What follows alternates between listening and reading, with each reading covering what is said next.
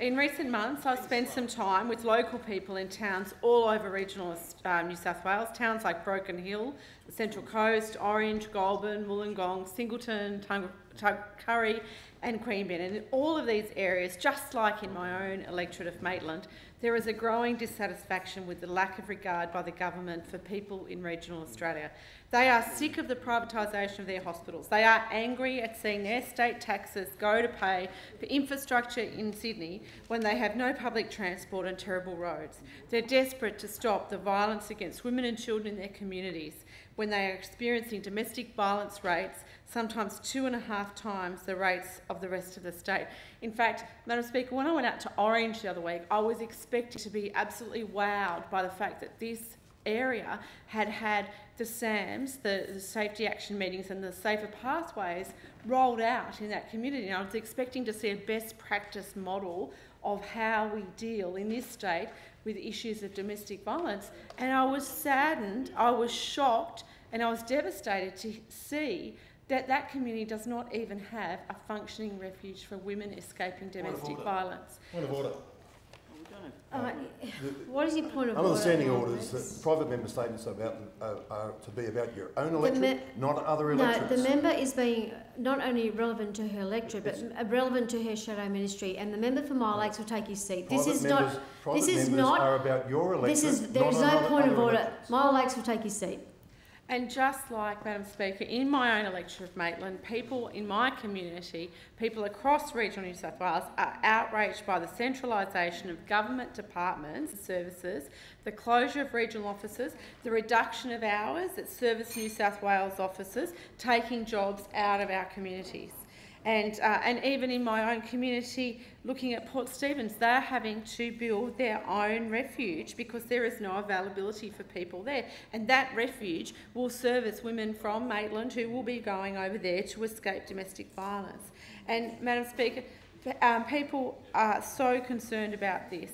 And of course, you know, we've had the greyhounds bans, the backflips, but to date, no repeal of the ban on this.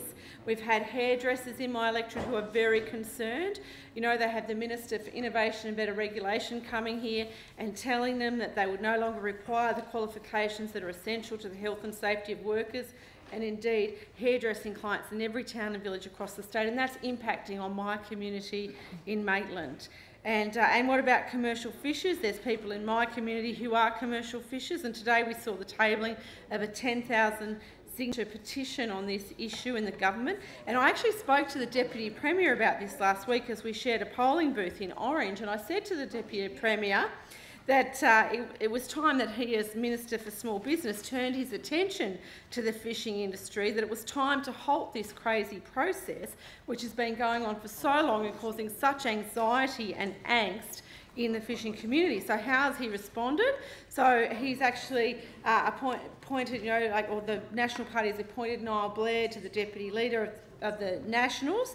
So I will be hoping that the Deputy Premier uses this newfound close relationship with Niall Blair as the Deputy Leader of the Nationals to work together to pause the process for commercial fishers.